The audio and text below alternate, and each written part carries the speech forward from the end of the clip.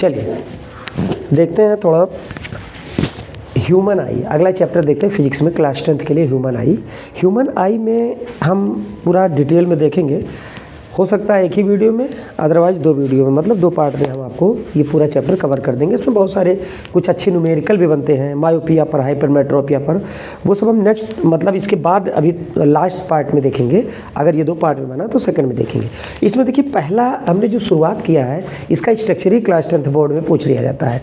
मतलब आई, ये पूरा आई बॉल है, आई बॉल का ये पूरा मतलब कहने का मतलब ये पूरी जो आँख का ये आई बॉल है पूरा स्ट्रक्चर है। तो आई बॉल में ये सबसे पहले जैसे ये 3 लेयर से मिलके बना होता है, सबसे बाहरी लेयर, फिर मिडिल लेयर, फिर अंदर की लेयर। तो सबसे बाहरी लेयर जो होती है उसको हम स्क्लेरोटिक कहते हैं, वाइट कलर की लेयर होती है स्क्लेरोटिक, ठीक। और उसके बाद स्क्लेरोटिक लेयर के बीच में ब्लैक कलर की कोरोइड लेयर पाई जाती है। ये जो कोरोइड लेयर है ये स्क्लेरोटिक के बीच में मतलब स्क्लेरोटिक के अंदर पाई जाती है कोरोइड लेयर, और कोरोइड लेयर के अंदर पाई जाती है रेटिना। सबसे इनर मोस्ट लेयर होती है आई बॉल में वो होती है रेटिना, ठीक। तो एक एक करके समझते हैं। देखिए एक्वस ह्यूमर ये क्या होता है? सबसे ये जो बाहरी लेयर होती है, ये जो बाहरी लेयर होती है ये वाली पूरी लेयर, तो बाहरी लेयर को हम लोग यहाँ पर किस नाम से बुलाते हैं? देखिए सबसे आउटर मोस्ट लेयर को कार्निया कहते हैं। ये जो आगे की है कार्निया, ठीक है, कार्निया कहते हैं। और कार्निया के अंदर, कार्निया से जब हम अंदर चलेंगे तो ये जो रेटिना होती है वो आगे आती है अंदर से, ये एक तरह से फोल्डिंग करके बना लेती है आइरिस। ये जो आइरिस होती है आइरिस बना लेती है आइरिस। और आइरिस का जो आइरिस जिसे दोनों तरफ से ये जो आइरिस होती है ऐसे करके, तो दोनों तरफ की आइरिस का ये जो बिल्कुल मिडिल वाला पोर्शन होता है जो हम अपनी आँखों में, जो ये ब्लैक कलर का है इसके बीच में जो ब्लैक कलर की आइरिस है, जो काले काले कलर का हम लोग देखते हैं, ये ब्लैक कलर का बिल्कुल सफ़ेद, ये जो सफ़ेदी होती है, ये जो सफ़ेद होती है उसके बीच में जो ब्लैक कलर का पार्ट होता है, इसके बीच में छोटा सा ऐसे लगता है जैसे कोई होल है, उसको हम लोग कहते हैं, ये देखिए इस होल को कहते हैं प्यूपिल।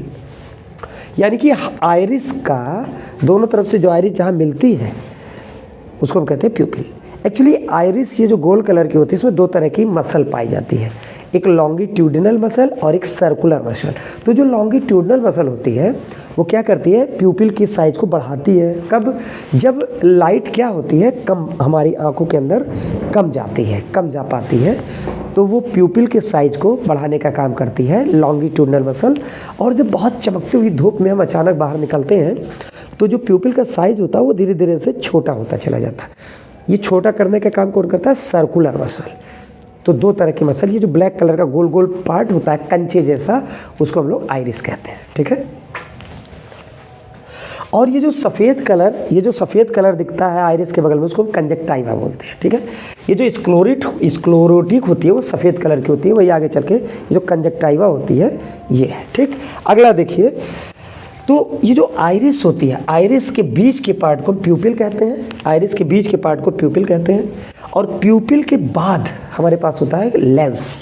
हमारे पास क्या हमारी आंखों में पाया जाता है? लेंस पाया जाता है, ठीक है। तो ये जो लेंस होता है वो कॉन्वेक्स होता है, यानी कि कन्वर्जिंग नेचर का होता है लेंस, कॉन्वेक्स, ठीक। अब ये जो लेंस देखिए लिखा हुआ है लेंस, और ये जो लेंस जिस ऊपर और नीचे, ये जो लेंस मान लिया ये लेंस है तो ऊपर और नीचे ये सिलियरी मसल से जुड़ा होता है, वो आगे चल के सिलियरी बॉडी से जुड़ी होती है। तो ये जो सिलियरी मसल होता है वो लेंस को प्रेस करके मोटा और इसको खींच के पतला, ठीक। तो यानी कि लेंस की फोकल लेंथ को चेंज करने के काम आता है क्या? Ciliary muscle. ये सिलियरी मसल वीकेंड होता है, वीक हो जाती है, तो इसका जो फोकल लेंथ है लेंस का वो चेंज नहीं हो पाता। मतलब क्या है कि जैसे सिलियरी मसल इसको खींचेगी तो पतला हो जाएगा, फोकल लेंथ इंक्रीज कर जाएगी, और ये ढील पड़ जाएगी। अगर इसने ढील दे दिया तो ये मोटा हो जाएगा, ठीक है, और फोकल लेंथ घट जाएगी, ठीक है। अभी हम लोग आगे चल के एकोमोडेशन वगैरह देखेंगे। तो ये जो लेंस है भैया, लेंस के अंदर ये जो पूरा खाली जगह होता है इसमें लिक्विड भरा होता है। अच्छा, ये जो आइरिस होती है, ये जो कार्निया होती है, कार्निया और ये जो आइरिस है इसके बीच में भी लिक्विड भरा होता है। इस लिक्विड का नाम होता है एक्वस ह्यूमर। क्या नाम होता है, एक्वस ह्यूमर, पानी भरा होता है, ठीक है। उसका एक रिफ्रैक्टिव इंडेक्स होता है 1.33, ठीक। और ये जो लेंस और रेटिना के बीच में ये पूरी जगह पर भी यहाँ पर पूरा पानी भरा होता है, ये पूरा पानी जैसा लिक्विड भरा होता है, जिसको हम कहते हैं विट्रस ह्यूमर। यहाँ पर देखिए विट्रस ह्यूमर, इसका जो रिफ्रैक्टिव इंडेक्स है वो 1.336, इसका भी वही लगभग दोनों का सेम होता है रिफ्रैक्टिव इंडेक्स, ठीक है। देखिए कहीं कहीं मिलता है इसका थोड़ा सा ज़्यादा होता है, लेकिन दोनों का सेम मानिए, रिफ्रैक्टिव इंडेक्स दोनों का सेम होता है। ऐसा मीडियम है जिसका कुछ अपना रिफ्रैक्टिव इंडेक्स होता है, ट्रांसपेरेंट मीडियम है, ठीक है। लाइट ऐसे इसी से होकर के रेटिना पर पड़ती है। अच्छा, अब देखिए जब लाइट कोई ऑब्जेक्ट रखा जाता है तो उससे लाइट इसी होल से होते हुई आगे जाती है, लेंस के थ्रू पास होती हुई यहाँ रेटिना पर उस ऑब्जेक्ट की उल्टी इन्वर्टेड इमेज बनती है रेटिना पर, ठीक। और रेटिना हमारे क्या होते हैं, नर्व सेल से, रेटिना हमारी जो होती है नर्व सेल से रिलेटेड होती है, जो कि वो ब्रेन से जाकर के कनेक्टेड होता है। तो जो हम लोग की जो इमेज होती है वो रेटिना, जिसको भी हम देखते हैं, किसी भी ऑब्जेक्ट को जो हम देखते हैं तो उसकी इमेज हमारी रेटिना पर उल्टी बनती है, उसकी इमेज हमारी रेटिना पर कैसी बनती है, उल्टी बनती है। और उसे हम लोग, हमारा दिमाग जो ब्रेन सीधा करके अपराइट में एक्सपीरियंस से अपराइट देखता है, ठीक है। तो मतलब इमेज बनती तो उल्टी है, लेकिन दिमाग हमारा उसको सीधा देखता है। जो छोटे बच्चे होते हैं, जो जस्ट जो पैदा होते हैं, कुछ दिन के बाद से जब वो देखते हैं कुछ दिन तक, तो वो उल्टा ही देखते हैं, वो सीधा नहीं देखते हैं। वो तो बाद में हमारा ब्रेन उसको अपने एक्सपीरियंस से इमेज को सीधा करके देखता है और वो आदत डेवलप कर लेता है, ठीक। तो ये सारी चीज़ें हमने आपको बताई। ये जो जहाँ ये नर्व रेटिना से होते हुए जो नर्व वगैरह निकलती हैं, जो नर्व वगैरह निकलती हैं ये सारी, तो यहाँ पर रेटिना एक तरह से ऐसे करके मुड़ जाती है, ठीक। इसको, ये जो रेटिना जहाँ पर ये मुड़ी उड़ी होती है उसको कहते हैं ब्लाइंड स्पॉट, ठीक। तो ब्लाइंड स्पॉट पर कोई इमेज फॉर्मेशन नहीं होता, परसीव नहीं हो पाती इमेज, ठीक। अब देखिए यहाँ पर बिल्कुल ये जो प्यूपिल होता है लेंस से होती है बिल्कुल सामने, इस जगह पर जो पॉइंट होता है वहाँ पर बहुत शार्पेस्ट इमेज बनती है, बहुत अच्छी क्लियर इमेज, क्लियर विजन होता है, जिसको कहते हैं येलो स्पॉट या येलो पॉइंट, येलो स्पॉट कहते हैं। जहाँ पर सबसे शार्प इमेज बनती है जिस जगह पर रेटिना में, उस जगह का नाम, उस पॉइंट का नाम होता है येलो स्पॉट, उस पॉइंट का नाम होता है येलो स्पॉट। एक जगह हम लोग रिप्रोडक्टिव सिस्टम में पढ़ेंगे येलो बॉडी, वो एक्चुअली ओवरी के अंदर हम लोग पढ़ते हैं। कार्पस ल्यूटियम जब फर्टिलाइजेशन नहीं होता है, एक्चुअली फर्टिलाइजेशन के बाद कार्पस ल्यूटियम जो होता है, जो हमारी जो उसके अंदर जहाँ से ओवा निकलता है, उसकी जो खोल होती है, जो ग्रेफियन फॉल्किल होती है, उसकी जो कवरिंग होती है सॉरी, जो ग्रेफियन फॉल्किल होती है पूरी, तो उसमें से जब एग ओव्यूलेशन हो जाता है, एग रिलीज हो जाती है, तो जो बचा हुआ पार्ट होता है ओवरी के अंदर, उसको हम लोग कार्पस ल्यूटियम कहते हैं। और ये कार्पस ल्यूटियम ओवरी में रह जाती है, तो इसका काम क्या होता है, प्रोजेस्टेरॉन का सेक्रेशन 3 मंथ तक कम से कम मेंटेन किए रहना, ठीक। प्रोजेस्टेरॉन की वजह से जो जाइगोट का इम्प्लांटेशन होता है, तो वो इम्प्लांटेशन मतलब मेंटेन रहता है, बेबी का डेवलपमेंट होता रहता है प्रोजेस्टेरॉन हार्मोन्स की मदद से। बहुत अच्छा हार्मोन्स है। लेकिन मान लो हमेशा तो फर्टिलाइजेशन होगा नहीं, ओव्यूलेशन तो हर मंथ होना है, एक बार राइट एक बार लेफ्ट ओवरी से, ठीक है। ओवा तो निकलेगा, ओव्यूलेशन होगा, लेकिन फर्टिलाइजेशन ना होने की कंडीशन में क्या होता है, जो कार्पस ल्यूटियम होता है, मतलब जो ओव्यूलेशन हो गया तो जो बचा हुआ पार्ट है कार्पस ल्यूटियम, वो कार्पस ल्यूटियम जब वेट करता है, जाइगोट नहीं बनता है, तो कार्पस ल्यूटियम एक बिल्कुल सिकुड़ करके वाइट कलर के आसपास बॉडी बना लेता है, ठीक है। तो वो वाइट कलर के बॉडी का भी नाम कुछ इसी तरह का होता है, ठीक। तो वो हम लोग वहाँ रिप्रोडक्टिव सिस्टम में देखेंगे।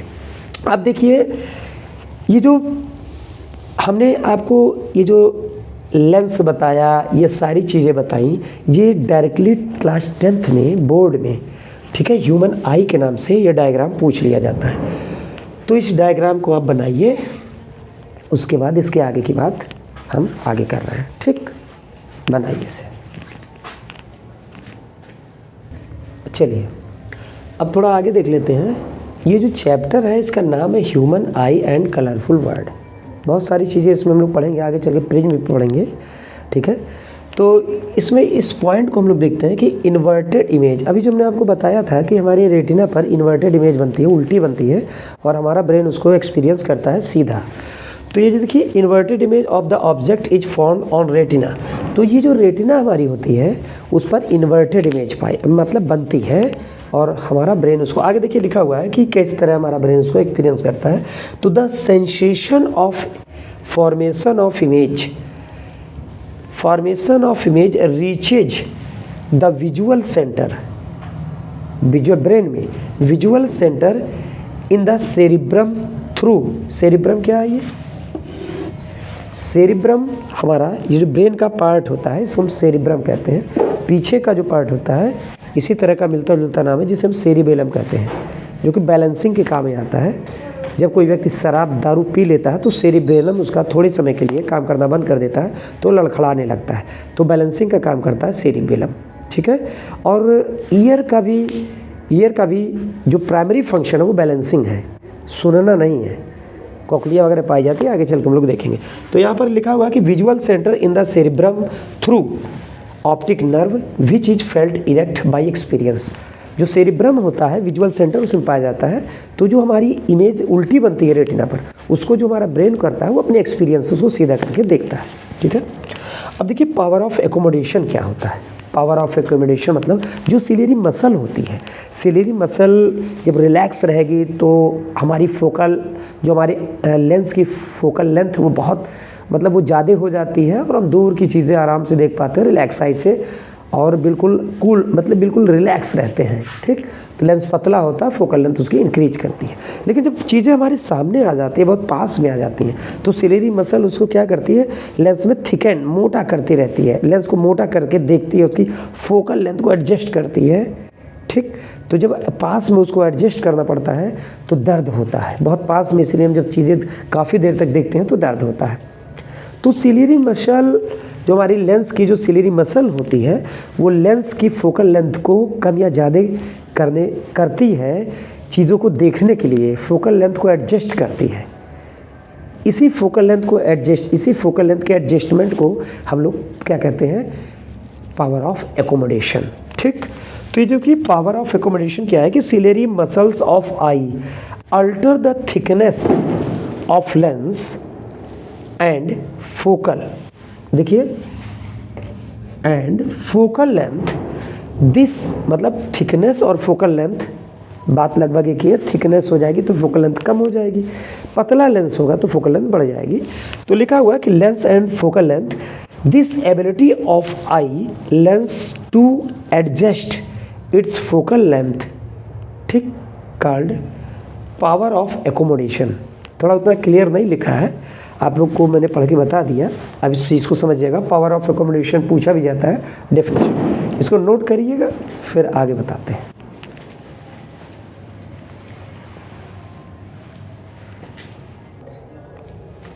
चलिए देखिए कुछ डिफिनीशन देख लेते हैं, अभी तो और भी डिफिनीशन, इसमें थोड़ा लिखना ज़्यादा है, थोड़ा सा याद भी करना पड़ेगा। जैसे पूछ लेते हैं कि नियर एंड फार पॉइंट क्या होता है। तो देखिए नियर पॉइंट का जस्ट अपोजिट फार पॉइंट होगा, ठीक। अभी तो फिलहाल इसमें आ नहीं पाया, अब इसको अभी बाद में इसको रफ करने के बाद बता दे रहे हैं। देखिए द पावर ऑफ, देखिए नियर एंड फार पॉइंट हम कैसे बताते हैं, तो the power of the accommodation of the I is limited, मतलब जो हमारी आँखों की जो एकोमोडेशन पावर है, यानी कि लेंस की जो फोकल लेंथ को कम और ज़्यादा करने की जो क्षमता है हमारी आँखों की, वो तो एक लिमिट में है ना, फिक्स है कि उससे ज़्यादा हम लेंस की फोकल लेंथ को कम नहीं कर सकते, ठीक है, और उससे ज़्यादा हम बढ़ा नहीं सकते।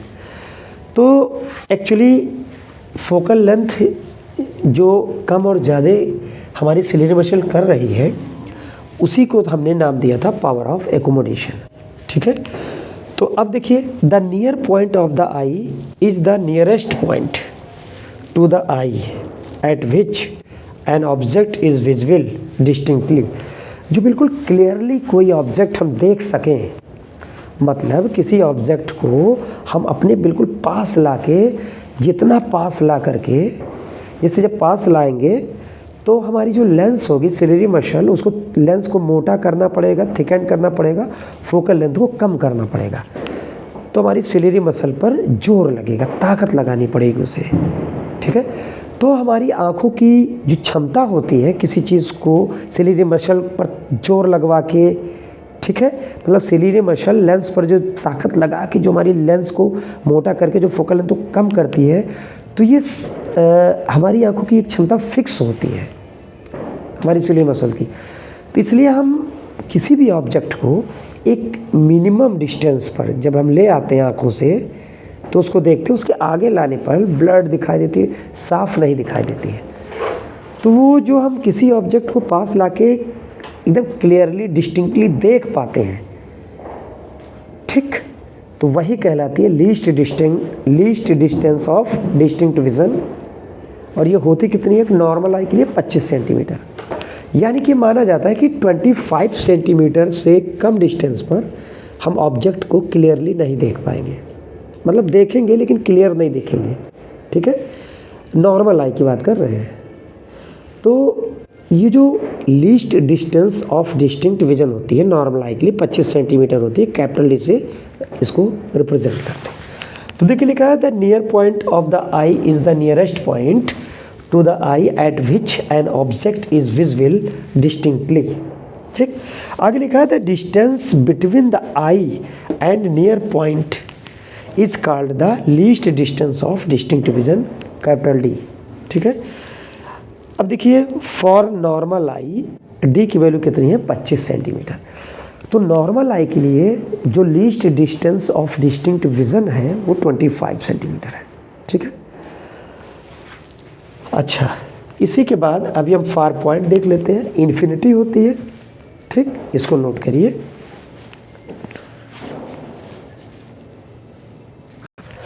देखिए फार पॉइंट की डेफिनेशन थोड़ा लिख लीजिएगा, उसी का जस्ट अपोजिट है जो नियर पॉइंट हमने बताया था कि the point at maximum distance, आँखों से जितनी ज़्यादा दूरी पर होगा, from the eye at with an object at which, यहाँ पर गलत लिखा हुआ है, एट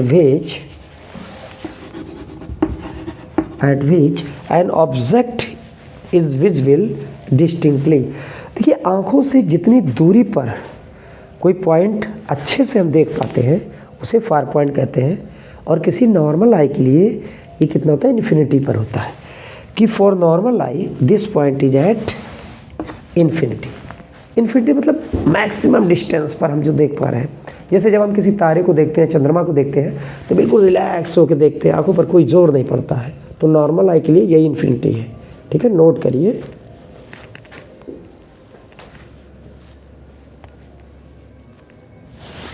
चलिए देखिए हमारी जो आँखों की जो इनर लेयर होती है रेटिना, उसमें जो न्यूरॉन्स होते हैं वो उनको हम सेंसिटिव सेल के नाम से जानते हैं। तो ये जो सेंसिटिव सेल होती हैं ये दो तरह की होती हैं, रॉड और कोन्स। ये जो रॉड्स होती हैं और कोन्स होती हैं ये शेप के अकॉर्डिंग इनका नाम दिया गया है, कुछ इनके फंक्शन भी अलग अलग होते हैं। तो देखिए जैसे retina of our eye has a large number of light sensitive cell. जो हमारी रेटिना होती है उसके पास लाइट को पहचानने, मतलब लाइट पड़ते ही उसमें कुछ मतलब सेंसेशन होना शुरू हो जाए, तो लाइट सेंसिटिव जो सेल्स होती हैं वो हमारी होती हैं दो तरह की। उनको हम लाइट सेंसिटिव सेल थी हमारी, वो हमारी होती है दो तरह की। और वो किसके अकॉर्डिंग होती है? शेप के अकॉर्डिंग। तो जो लाइट सेंसिटिव सेल होती है वो दो शेप में पाई जाती है, एक रॉड शेप, दूसरा कोन शेप, ठीक। आगे हम लोग 11th में NCERT 11-12 की, तो हम लोग उसमें बहुत डिटेल में इसको देखेंगे, ठीक है, कि ये बाइपोलर न्यूरॉन्स क्या होते हैं, मोनो, ये सब सारी चीज़ें हम लोग उसमें देखते हैं। तो ये जो रॉड सेल्स होती हैं, तो रॉड सेल्स जो होती हैं वो sensitive to intensity of light, वो लाइट की जो इंटेंसिटी होती है उसके प्रति बहुत सेंसिटिव होती है। और जो नाइट विज़न होता है, रात को देखने में जो काम आता है, वो रॉड सेल आती है। तो जो रात्रिचर होते हैं उनमें ये बहुत ज़्यादा होता है, ठीक, जैसे उल्लू, आउल, ठीक है। तो जो रात में चीज़ें निकलती हैं, जैसे आउल वगैरह की आँखों में रॉड पाया जाता है, कोन्स नहीं पाए जाते हैं। ठीक, अब आगे देखिएगा, जैसे कोन सेल क्या होता है, sensitive to colour of light. तो जो कोन सेल होता है वो कलर विज़न के लिए जिम्मेदार होता है, मतलब रंग बिरंगा जो रंग देखते हैं वो कोन्स के थ्रू देखते हैं, और दिन में देखने के काम आता है कोन सेल। जैसे आउल में तो होता है हमारे पास रॉड, और फाउल में होता है मुर्गे में कोन। ठीक, तो ये जो चिक्स होते हैं, चिक लिखा हुआ है, चिक्स आई में पाया जाता है कोन्स। यानी कि रात में देखने के लिए जो काम में आता है उसको कहते हैं रॉड, और जो दिन में देखने के काम में आता है उसको कहते हैं कोन। और इसके साथ साथ जो कलर विजन के लिए जिम्मेदार होता है उसे हम लोग उस सेंसिटिव सेल को कहते हैं कोन्स। ठीक है, तो ये चीज़ें नोट करिए, रॉड एंड कोन। इसके बाद हम आपको और भी चीज़ें बताते हैं। ठीक है,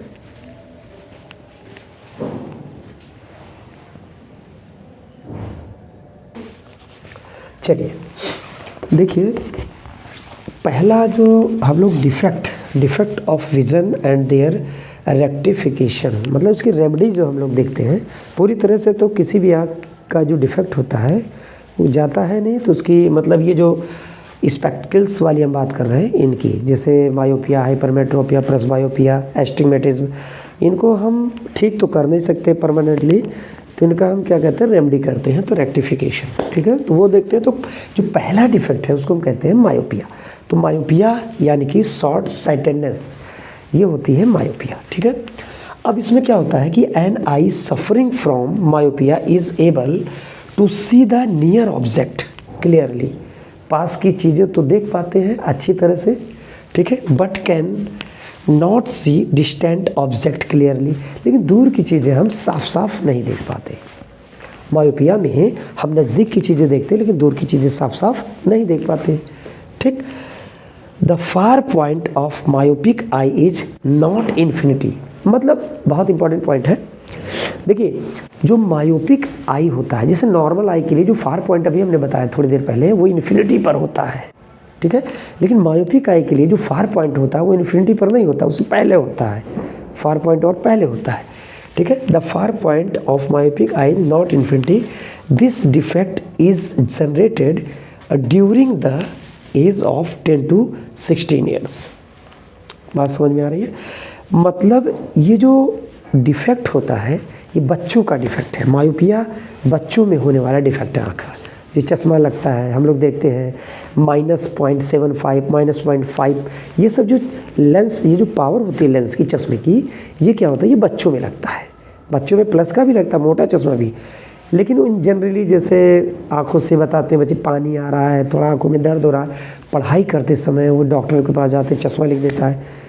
कुछ को तो चश्मा लगाना ही अच्छा लगता है, तो ये सब मायोपिया है। ठीक है, जो बिना चश्मे के भी देख ले रहे हैं, चश्मा लगाने पर भी कोई खास बहुत फ़र्क नहीं पड़ रहा है, तो ये सब मायोपिया होता है। ठीक है, तो देखिए, मायोपिया या शॉर्ट साइटनेस के बारे में हमने आपको ये सारी बातें बताई।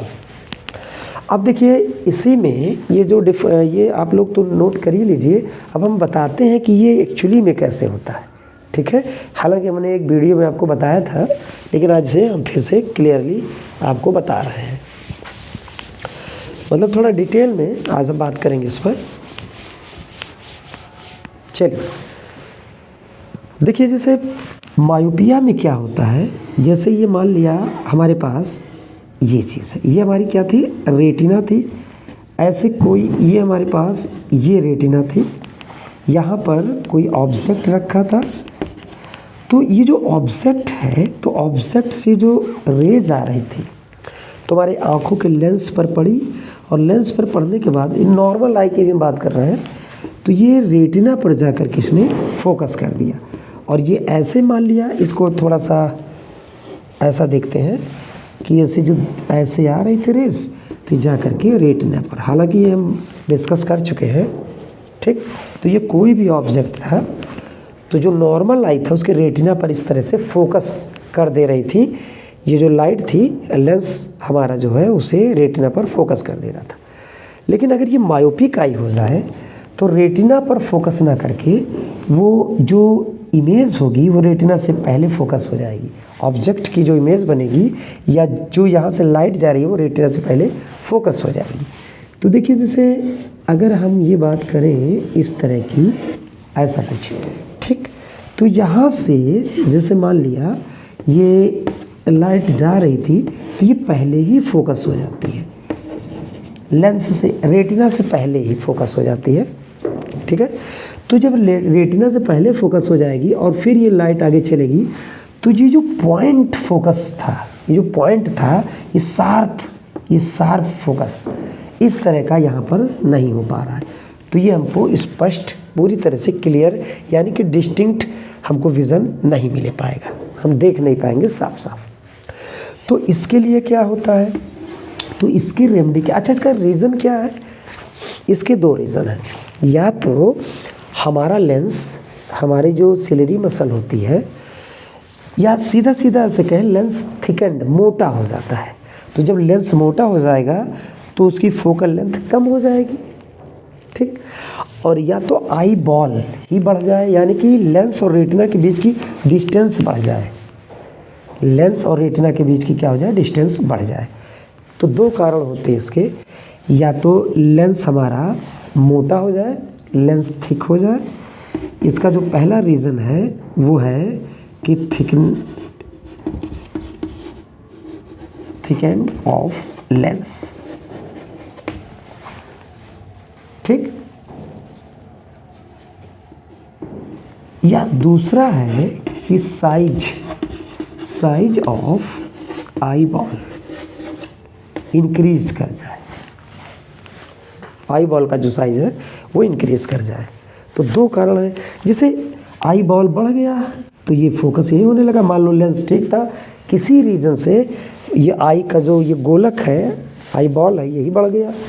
या पहले कारण से गोलक तो ठीक ठाक अपनी पोजीशन पर रहा, ये लेंस ही हमारा क्या हो गया, मोटा हो गया, थोड़ा थिक हो गया, तो ये फोकस पहले, इसकी फोकल लेंथ कम हो गई लेंस की, और ये पहले इसने फोकस कर दिया। तो दो कारण थे।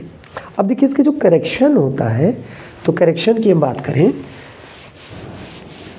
तो करेक्शन के लिए हम लोग देख रहे हैं कि जैसे ये हमारे पास ये चीज़ था, देखिए ये हमारी रेटिना थी, ऐसे आना था और इस पर ऐसे करके ये फोकस हो जा रहा था। अब थोड़ा सा कलर चेंज कर दे,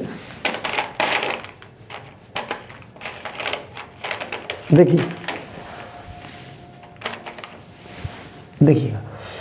अब अगर हमने क्या किया, इसकी जो ये जो फोकस यहाँ पर हो रहा था, ये फोकस यहाँ होने लगे, मतलब लेंस की फोकल लेंथ बढ़ जाए तो सब सही हो जाएगा।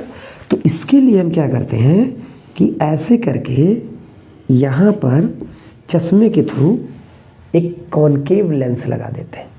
तो अब जो ये लाइट आएगी पहले इस पर पड़ेगी और ये उसको थोड़ा डाइवर्ज करेगा और फिर हमारे लेंस पर पड़ेगी, और लेंस जब उसको फिर से अपने हिसाब से कन्वर्ट करेगा तो वो सीधे रेटिना पर फोकस होगी, ठीक है। तो इसे थोड़ा क्लियरली हम लोग, वैसे तो समझ में आ ही रहा होगा। तो चश्मे में हम पहले यहाँ पर क्या लगा देते हैं, कॉनकेव लेंस। तो कॉनकेव लेंस पहले डाइवर्ज करता है रेज को, और फिर वो रेज गिरती है लेंस पे, हमारी आंखों के नेचुरल जो लेंस है उस पर, फिर वो इसको कन्वर्ज करता है। तो कन्वर्ज जब ये करता है तो ये इसकी प्रॉपर पोजीशन पर यहाँ पर फोकस हो जाती है चीज़ें, समझ में आ रहा है। तो इस तरह से ये जो हम इसकी रेमेडी करते हैं वो रेमेडी हम इसके कॉनकेव लेंस लगा के करते हैं, कॉनकेव लेंस। तो ये जो कॉनकेव लेंस होता है इसकी जो फोकल लेंथ होती है वो निगेटिव होती है। तो जब भी हमारे चश्मे की जो पावर होती है P, अगर फोकल लेंथ निगेटिव है तो पावर भी ऑब्वियसली निगेटिव ही होगी, क्योंकि पावर जो आप जानते हैं वो इन्वर्सली प्रोपोर्शनल टू फोकस होता है। मतलब क्या है कि P जो होगा, अगर ये F जो होगा, अगर ये निगेटिव होगा तो P भी हमारा क्या आएगा, वो निगेटिव आता है, ठीक। फोकल लेंथ बढ़ेगी तो पावर कम होगी, और पावर बढ़ेगी तो फोकल लेंथ कम होगी, ठीक है। तो एक्चुअल में इस तरह से हम कॉनकेव लेंस लगा करके मायोपिया का करेक्शन कर लेते हैं और बच्चों की बीमारी होती है। ठीक, अब हम देखते हैं हाइपरमेट्रोपिया। ठीक है, इसे नोट करिए। चलिए, ये जो सेकेंड डिफेक्ट हम लोग देख रहे हैं हाइपरमेट्रोपिया या लॉन्ग साइटेडनेस। तो लॉन्ग साइटेडनेस या हाइपरमेट्रोपिया में क्या होता है कि हम लोग नज़दीक की चीज़ें साफ साफ नहीं देख पाते, थोड़ा दूर की चीज़ें देख पाते हैं, क्योंकि हमारा नियर पॉइंट जो होता है वो 25 सेंटीमीटर से थोड़ा ज़्यादा हो जाता है।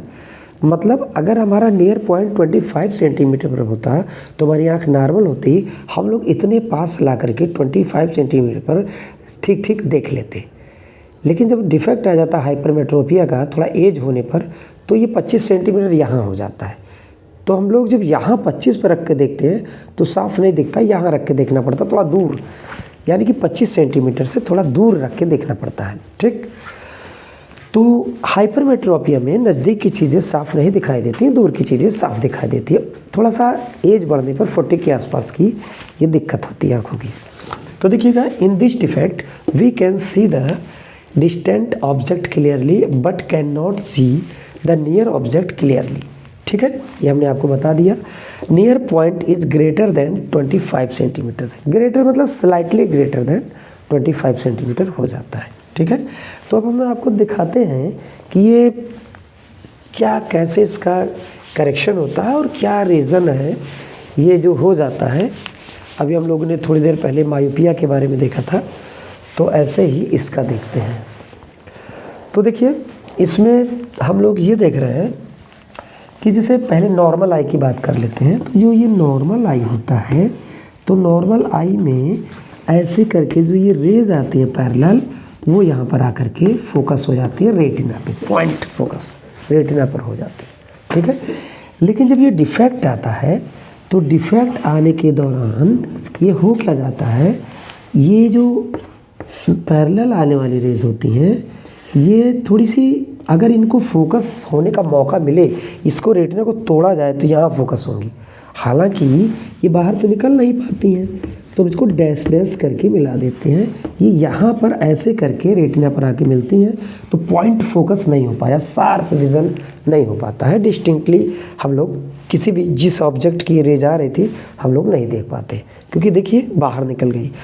तो इनका जो रीज़न होता है वो दो होता है। पहला होता है या तो ये लेंस पतला हो जाता है, ठीक, या तो इनकी जो हमारी सिलरी मसल होती है वो वीक हो जाती है, वो एकोमोडेशन लेंस का नहीं कर, मतलब आई का एकोमोडेशन लेंस को मोटा नहीं कर पाती हैं, तो ये पतला हो जाता है लेंस, इसको थिकन हमारी सिलरी मसल नहीं कर पाती, तो ये रेज जो इसकी फोकल लेंथ है वो बढ़ जाती है। ठीक है, पहला कारण होता है कि लेंस का थिन होना, तो ये थिन लेंस रह जाता है, थिकन नहीं हो पाता, तो इसकी फोकल लेंथ क्या हो जाती है, इंक्रीज कर जाते हैं, लेंस पतला हो जाता है। और दूसरा क्या होता है, या तो आई बॉल छोटी हो जाए, आई बॉल, या इसको स्मॉल हो, small eye ball, small eye ball, या तो आँख जो होती है, ये जो आई बॉल होता है गोलक होता है, छोटा हो जाए। तो दो कारणों से ये होता है। अब इसकी रेमेडी देखते हैं। तो इसकी जो रेमेडी होती है उसके लिए हम लोग क्या करें, ये देखिए, आप देख लीजिए साफ साफ। इसकी रेमेडी में हम लोग क्या करते हैं, इसकी रेमेडी में हम लोग क्या करते हैं, देखिए ये लेंस है, ये इसकी रेटिना है, ये क्या है इसकी रेटिना, रेटिना। तो देखिए ये जो लेंस है ये पतला हो चुका है, फोकल लेंथ इसकी बढ़ गई है, फोकल लेंथ को कम करना है, तो फोकल लेंथ कम किससे होगी, कॉन्वेक्स लेंस से।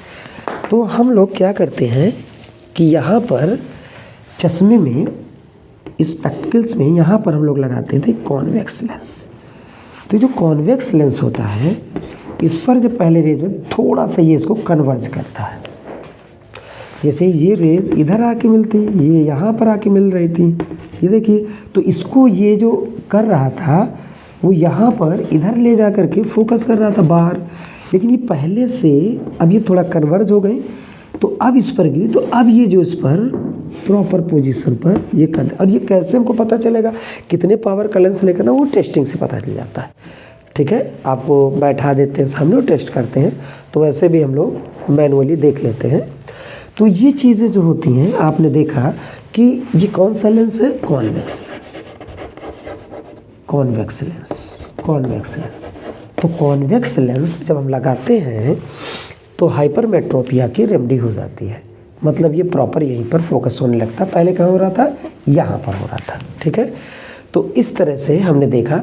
अभी हम आपको प्रेसबायोपिया बताएंगे, ठीक, और एस्टिग्मेटिज्म है, तो 2 डिजीज़ अभी रह गई है, उसको भी हम लोग थोड़ा देख लेते हैं। ठीक है, इसको नोट करिए। चलिए देखिए, तो तीसरा डिफेक्ट है वो प्रेसबायोपिया है। ठीक, और ये जो प्रेसबायोपिया होता है ये बुज़ुर्गों की बीमारी है, जैसे 40 एज के बाद 60। ठीक, तो देखिए इन द ओल्ड एज, साफ साफ लिखा हुआ old age, accommodation power of eye lens get reduce. जैसे सिलेरी मसल्स बहुत वीक हो जाती है, वो लेंस की फोकल लेंथ को कम ज़्यादा नहीं कर पाती, लेंस को मोटा पतला नहीं कर पाती। ठीक है, in most of the people the near point gradually reduces. Near point क्या होता है, घट जाता है अधिकतर केसों में जिनमें ये होता है। Such people find difficult to see nearby object clearly. This defect is called presbyopia. मतलब बहुत नज़दीक, मतलब नज़दीक की चीज़ों को तो वो अच्छे से देख नहीं पाते और बहुत दूर का भी वो बहुत अच्छे से नहीं देख पाते। कुल मिला जुला करके नज़दीक की और दूर की चीज़ों को स्पष्टली वो नहीं देख पाते। क्यों? क्योंकि एकोमोडेशन पावर जो होती है उनकी बिल्कुल ख़राब हो चुकी होती है, मतलब सिलेरी मसल्स काम नहीं कर पाती, ओल्ड एज हो गई है, मसल वीक हो गई हैं। तो इनमें जो स्पेक्टिकल लगाया जाए, जो चश्मा ये पहनते हैं, ठीक है, तो उसमें बाईफोकल लेंस उसमें लगाया जाता है। बाईफोकल लेंस क्या होता है कि जैसे ये जो चश्मा होता है ये, तो इसमें ऐसे करके नीचे कॉन्वेक्स रहता है, कॉन्वेक्स, और ऊपर क्या होता है, कॉनकेव होता है, कॉनकेव। तो ये कॉन्वेक्स लेंस जो होता है वो नीचे होता है और जो कॉनकेव लेंस होता है वो ऊपर होता है। तो बाईफोकल लेंस जो होती है, मतलब बाईफोकल स्पेक्टिकल्स, यानी कि कॉनकेव लेंस और कॉन्वेक्स लेंस इनके चश्मे में दोनों होते हैं। ठीक है, यानी कि इनको नज़दीक भी देखने में दिक्कत और दूर की भी चीज़ देखने में दिक्कत होती है। तो ये बुज़ुर्गों की बीमारी है, इसको हम प्रेसबायोपिया कहते हैं। ठीक है, इसे नोट डाउन करिए। चलिए हम लोग देखते हैं एस्टिग्मेटिज्म। एस्टिग्मेटिज्म में क्या होता है, इसमें कार्निया एक तरह से रफ़ हो जाती है। रफ़ होने का क्या मतलब है, कार्निया जो होती है वो परफेक्टली स्फेरिकल नहीं होती है, ऐसे स्फेरिकल परफेक्टली, जैसे कार्निया को ऐसा होना चाहिए ना, तो ये ऐसे ना हो करके कुछ इस तरह की हो जाती है, परफेक्टली स्फेरिकल नहीं रहता है। तो इससे क्या दिक्कत आती है, तो इससे ये समस्या होती है कि जैसे हम हॉरिजॉन्टल और वर्टिकल चीज़ों को एक साथ क्लियरली नहीं देख पाते, या तो जैसे ये वर्टिकल जो लाइन है इनको हम पूरा स्ट्रेट वर्टिकली इस तरह से, ये जो खाने हैं ये बिल्कुल बराबर नहीं दिखेंगे। एक्चुअली होता क्या है कि देखिए इसमें क्या होता है, जैसे मान लिया हमको वर्टिकल लाइन देखनी है, वर्टिकल लाइन, तो जैसे हमने वर्टिकल पर फोकस किया तो ये जो हॉरिजॉन्टल थी, ये हॉरिजॉन्टल लाइन एक्चुअली कुछ इस तरह से दिखेगी। ये है कैसी लाइन, एक्चुअली ये तो इस तरह से है ना, ऐसे। तो जब हमने वर्टिकल को साफ साफ देखा तो हॉरिजॉन्टल हमारी थोड़ी सी कर्व हो गई, ठीक। लेकिन जब हमने हॉरिजॉन्टल पर फोकस किया तो हमारी वर्टिकल ये कर्व हो गई, मतलब इस तरह की हमको नहीं दिखी, यानी कि ये जो खाने थे ये बराबर हमको नहीं दिखे। यानी कि वर्टिकल और हॉरिजॉन्टल ये जो सिचुएशन आती है यहाँ पर, ये हमको स्पष्ट नहीं दिखती है। कब, जब एस्टिग्मेटिज्म हो जाता है, जैसे कार्निया, जैसे चोट आँखों में लगने वगैरह पर कार्निया रफ हो जाती है, बिल्कुल ऐसी शार्प स्फेरिकल नहीं रह जाती। तो उस तरह की जो डिफेक्ट उस तरह का होता है आँखों में, उसे हम एस्टिग्मेटिज्म कहते हैं। और इसके करेक्शन के लिए हम सिलेंड्रिकल लेंस का यूज करते हैं। कौन सा लेंस? सिलेंड्रिकल लेंस का यूज करते हैं। ठीक, तो एस्टिग्मेटिज्म में क्या होता है, cornea not perfectly spherical, cornea perfectly spherical हमारी नहीं रहती। तो देखिए, a person suffering from astigmatism looks line in one plane in sharp focus, जैसे यह वर्टिकल प्लेन में लाइन शार्प फोकस की है या हॉरिजॉन्टल में शार्प, किसी एक प्लेन में शार्प आपको दिखेगा। Line in one focus sharp focus while line in other plane appears blurred. ठीक, यानी कि जो दूसरा प्लेन होगा उसमें लाइन क्या होगी, वो ब्लर्ड दिखेगी। ठीक है, और इसके करेक्शन के लिए हम लोग यूज करते हैं सिलेंड्रिकल लेंस। ठीक, तो देखिए ये जो मोटे मोटे डिफेक्ट थे वो आज हमने बात कर लिया, जैसे मायोपिया, हाइपरमेट्रोपिया, प्रेसबायोपिया और उनकी रेमेडी, और ये फिर यहाँ पर आपका क्या है, एस्टिग्मेटिज्म। ठीक है, आप देखिए कुछ चीज़ें और होती, स्क्विड होती है, भैंगापन होता है। ठीक है, वो आंखें जो ये आईबॉल मसल्स के वीक होने से जो इसको रोकती हैं, मसल्स जो तिरछी हो जाती हैं, ये इधर थोड़ा सा, इन्हें स्क्विड कहते हैं। ठीक है, और भी आँखों की डिफेक्ट हो जाती हैं।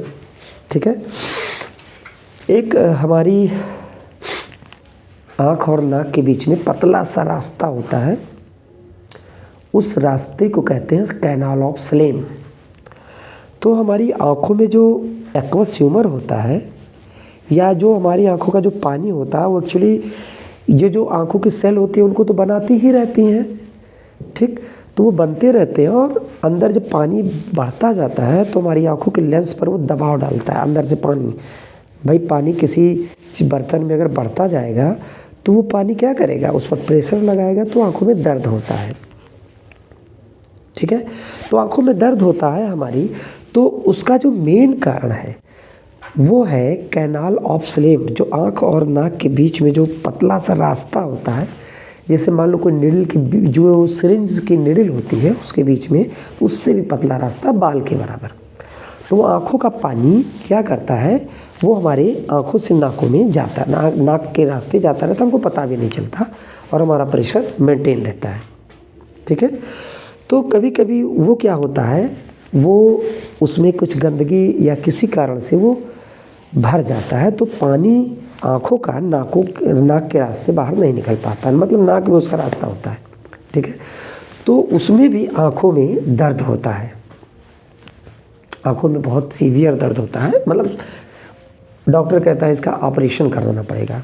ठीक है, तो इस डिजीज़ का नाम ग्लूकोमा होता है। तो ग्लूकोमा में क्या होता है, आँखों का जो पानी होता है वो कैनाल ऑफ स्लेम की तरह नाक में रास्ते से बाहर नहीं निकल पाता। ठीक, तो ये जो कुछ बीमारियां होती हैं आँख की, वो ये आपने देख लिया। अब इसका अगला पार्ट हम नेक्स्ट वीडियो में पार्ट 2 में कवर कर देंगे। उसी में हम आपको न्यूमेरिकल सिखाएंगे कि जैसे मायोपिया और हाइपरमेट्रोपिया, ठीक है, कितने मतलब कैसा ऑब्जेक्ट है, तो उसकी जो डिफेक्ट है उनमें हम लेंस किस प्रकार का लेंस लें कि वो डिफेक्ट दूर हो जाए, वो न्यूमेरिकल देखेंगे, प्लस प्रिज्म वाला पूरा पोर्शन। ठीक, प्रिज्म का बहुत मतलब पूरा पोर्शन ही हम लोग देखेंगे। ठीक है, तो इसको आप लोग नोट करिए, बाकी प्रिज्म वगैरह के बारे में हम इसका वीडियो कल अपलोड करेंगे, और ये वाला पोर्शन आप देख लीजिए क्योंकि बहुत लंबा हो जा रहा है। ठीक है, तो इसको देखिए और उसके बाद में अगले पार्ट में हम मतलब 2 पार्टों में हम ख़त्म कर देंगे। ठीक, तो नोट कर लीजिए। Thank you very much.